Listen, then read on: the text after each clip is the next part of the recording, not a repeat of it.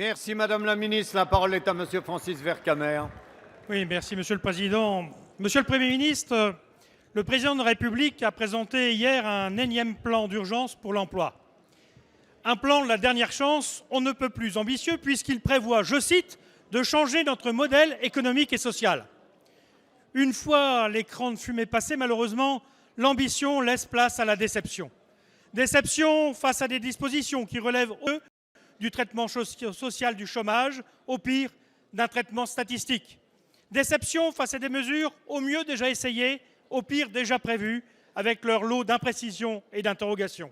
Déception face à des mesures ponctuelles qui ne répondent pas aux défis d'une politique mobilisatrice de l'emploi, tournée vers les territoires, les porteurs de projets, les entreprises d'innovation, bref, tournée vers les Françaises et les Français. Oui, nous devons changer de modèle économique et social. Non, les mesures annoncées, même les plus séduisantes, ne sont pas à la hauteur de l'enjeu. Depuis 3 ans, il y a urgence. Depuis 3 ans, le gouvernement perd un temps précieux entre hésitation et demi-mesure. Monsieur le Premier ministre, donnez de la stabilité au droit du travail, développez une politique de l'emploi davantage en phase avec les territoires, construisez des formations adaptées aux besoins du monde du travail, changez enfin le regard sur l'apprentissage, construisez avec les régions de véritables parcours d'accès à l'emploi, orientez enfin la formation professionnelle vers ceux qui en ont le plus besoin et surtout, baisser le coût du travail en assurant à notre protection sociale un financement qui ne pénalise ni les salariés ni les entreprises. Voilà quelques-unes des pistes d'action en faveur du dynamisme de notre économie et de l'emploi pour lequel il y a véritablement urgence à agir. Monsieur le Premier ministre, êtes-vous prêt à prendre enfin le tournant qui permettra de réellement changer notre modèle économique et social? Monsieur le Premier ministre, si c'est le cas, sachez que vous nous trouverez à vos côtés. Merci. La parole est à Madame Myriam El Khomri, ministre du Travail, de l'Emploi, de la formation professionnelle et du dialogue social. Merci Monsieur le Président, Mesdames et Messieurs les députés. Monsieur le député Francis Vercamer, ne vous en déplaise, ce plan est ambitieux.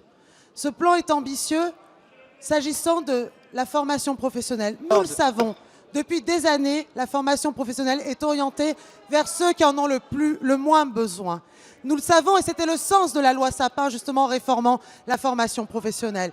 C'est bien sûr audacieux et ambitieux de vouloir former 500 000 demandeurs d'emploi. Mais de quoi allons-nous partir? Nous allons partir justement des besoins des entreprises. Et nous allons le faire avec l'ensemble des partenaires, les présidents de région, bassin d'emploi par bassin d'emploi, les OPCA, les branches professionnelles, et développer des outils que vous connaissez bien et qui sont efficaces.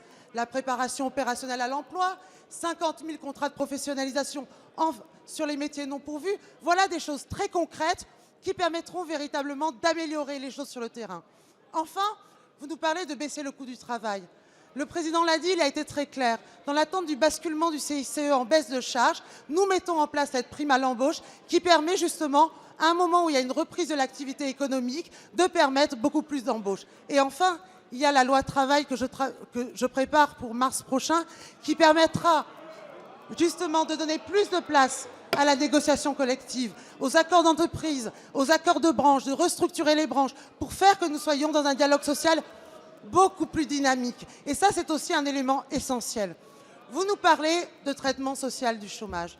Je suis désolée, ce n'est pas dans le traitement social du chômage. Quand on forme des demandeurs d'emploi peu qualifiés en direction des métiers, c'est bon pour la compétitivité de notre économie si nous ciblons les secteurs d'avenir dont nous avons particulièrement besoin. Ne vous en déplaise, monsieur le député, j'ai entendu vos propositions. Je suis prête à les écouter, mais sachez que ce plan est ambitieux, audacieux et que la mise en œuvre est très concrète. Merci. La parole est à Madame Brigitte Allain. Ma question s'adresse au ministre de l'Agriculture. Monsieur le ministre, je m'interroge sur les dispositions prises pour enrayer la maladie dite influenza aviaire.